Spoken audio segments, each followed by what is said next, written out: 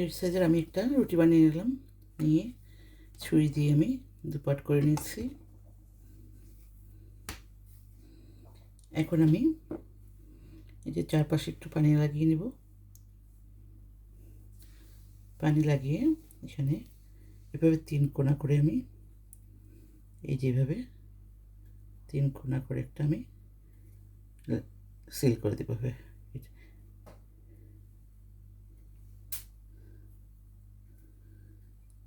এর ভিতরে আমি এখন পুরটা লাগিয়ে ঢুকিয়ে দেব। পুরটা আমি ঢুকিয়ে দিলাম।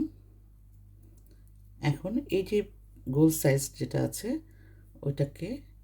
ওইটাকে আমি টানবো, এটা টানবো না, এটা টেনে এটার সাথে জয়েন করে দেব। আর এই পাশটাকে আমি দুটো করা যায়, আমি এটা একটা করে দেখাচ্ছি। এভাবে টেনে এটার সাথে এভাবে লাগিয়ে দেব, ঘুরিয়ে এনে লাগিয়ে দেব। এই যে সুন্দর একটা সাইজ হয়ে গেল সিঙ্গারার। এটা মাঝারি সাইজ হলো, বেশি বড় বানাইনি আমি।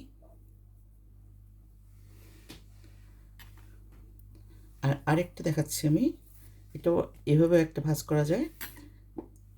এটা তো আমি পানি একটু লাগিয়ে নিচ্ছি খুব সামান্য,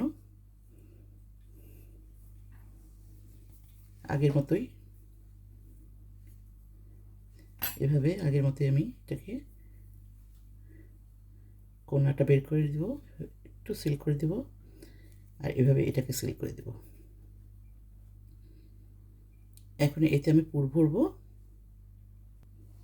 এই যে পুরটা আমি ভরে নিলাম চেপে চেপে। এটা আরেকটা স্টাইল এভাবে করতে পারেন আপনারা।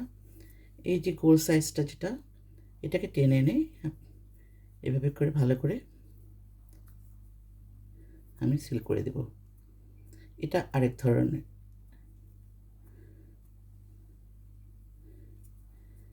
এই যে দেখুন, এটা আরেক স্টাইলের, আপনারা এভাবে করতে পারেন। এটা খুব ইজি,